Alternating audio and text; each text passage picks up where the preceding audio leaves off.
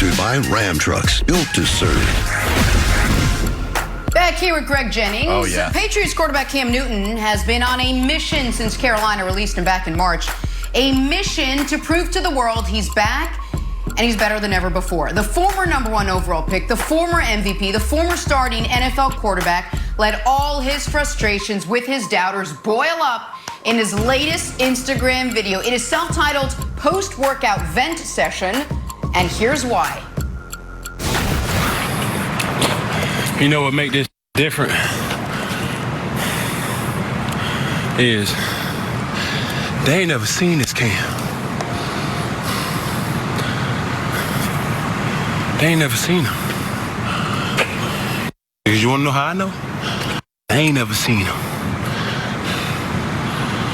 The forgotten Cam, the shit on Cam, tired of being sick of tired Cam.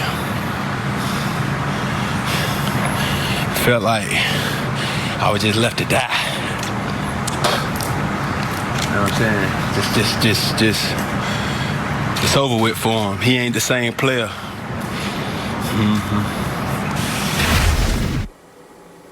Oh, inject it into Newton's my setting veins, the bar Nick. high. Inject it into my veins.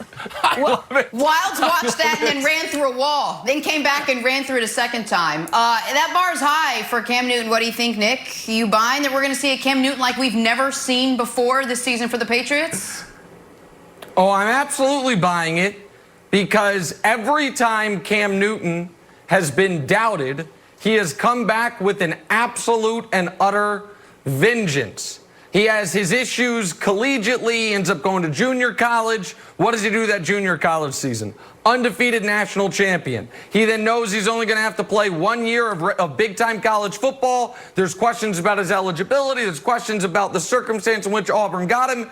He has arguably the single greatest season any college football player has ever had, certainly on the short list. He goes #1 overall. Folks say, oh, he's more worried about being an icon, more worried about marketing. He opens his career with back-to-back 400-yard passing games. He has a bad third year in the league or fourth year in the league. He's down. His stats are down. His team doesn't win. He responds with a 15-1 MVP season. And now he's been released. He's been forgotten about. He's been forced to play for less money. Well, reportedly about the same money he was making at Auburn. The last time he wasn't clearing over $1 million a year. And now he is back, I think, not only with a vengeance, but in the best position he could be in to succeed. Greg, his final year, healthy year in Carolina 2018, before he got a shoulder wreck midway through the year, it was a lot of quick intermediate passing. A lot of get the ball, find someone, hit him immediately. That's what they're going to ask him to do in New England. He's got the best coaching he's ever had, and Carolina, other than McCaffrey, hadn't surrounded him with elite skill position guys in the last 7 years. So he checks all the boxes to me that we're going to see the best version of Cam Newton we've seen in quite some time. I agree 1,000%. When you listen to Cam in that simple clip, his intention, his focus, his just posture, everything about him tells me he is going to be a force to be reckoned with when he gets the opportunity to be under center. Period. We're already going to see him in a new uniform. We're going to see Cam like we've never seen before. I think what we will see from Cam is a potential MVP talks type game from Cam Newton.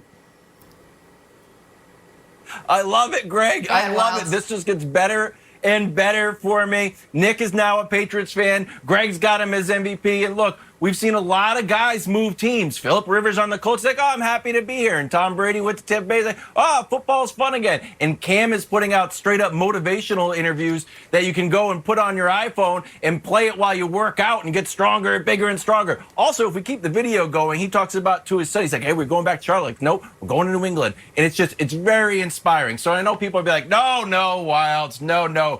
Cam's hurt. This isn't going to be the same old Cam. This isn't just because the Patriots are the only team to lose an MVP quarterback and then get an MVP quarterback. It's not going to be the same Cam. And to you, I say, oh, you might be right. Can we show the graphic of Michael Vick Perhaps we're not going to get the old Cam. Perhaps we're going to get a new and improved Cam. This is Vic from 25 to 30. Completion percentage up. Yards per game up. Touchdown and interception ratio up. Passer rating up. Those were his 2 Pro Bowl years, Nick. So I know I welcome you aboard the Patriots bandwagon. Last week you said you would be rooting for the Patriots offense, and I'm certainly you're not going to root against the special teams. There's a special team, and we had McCourty on. You were very happy. You were like, very nice. So that's offense, defense, and special teams. Welcome you aboard, Nick.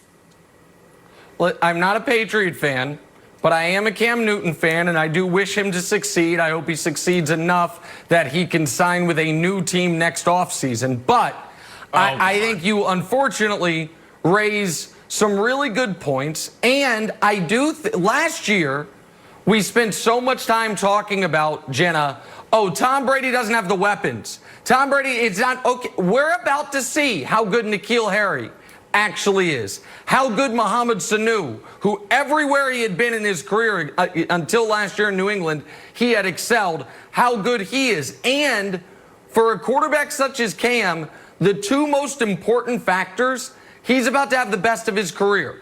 Not only the best coaching, also the best offensive line.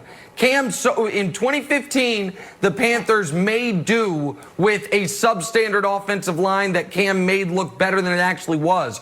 Ryan Khalil was the one standout on that offensive line year in, year out when Cam was there. They ended up losing a great guard. I think it was Norwood, whomever it was. They lost him in free agency after he had an all-pro caliber season.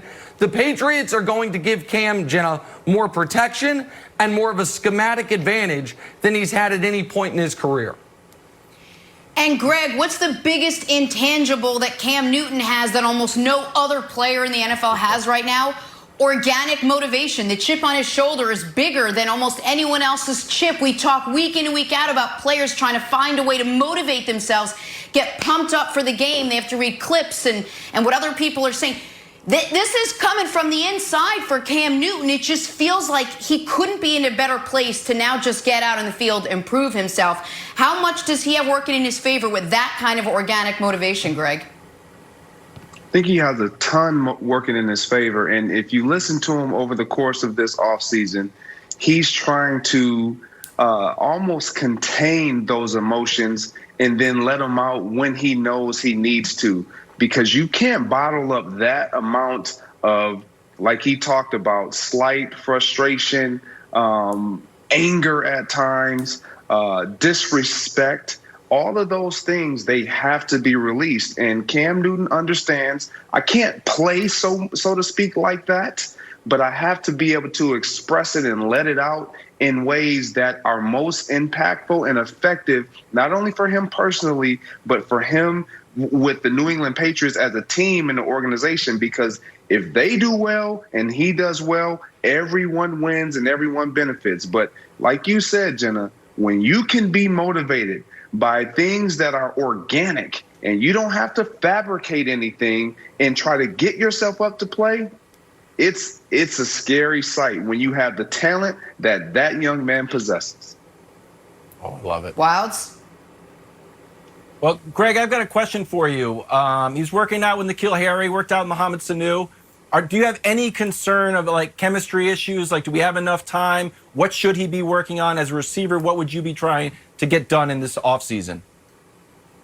It's seeing how they come out of their breaks. When you talk about quarterback and receiver relationships, a lot of people talk about chemistry. And yes, chemistry is important in getting that timing down. But it's really seeing for quarterbacks, seeing how they react at the top of the route and at the start, meaning at the line of scrimmage, whether they're being pressed, whether they're being off, the type of releases they take, the timing that it takes for them to get off the jam or off a corner, and then at the top, the type of separation, how fluent they come out of their breaks. Those are things that he's going to now be able to see with these integral parts of this offense, and hopefully Julian Edelman as well.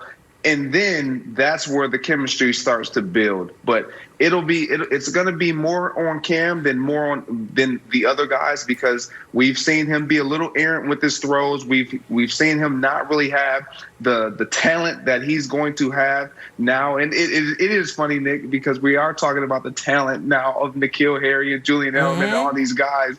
And when Tom Brady was there, it was like, well, he needs more. Well, when you have a younger quarterback and a guy who we see has the ability of Cam, it starts to speak. Was it really Tom Brady? Well, and we'll be able to listen. We'll be able to see a real-time, live experiment, if you will, when we see how Brady does with as good of weapons as anybody has in his conference, and how Cam does with the exact same weapons Brady had last year, plus 2 rookie tight ends. But the last element that I would add to kind of build off what Greg was saying in regards to Wild's question about working out with the receivers, we hear all the time that coaches can't lie to the players because they see in practice, they see who the best guy is.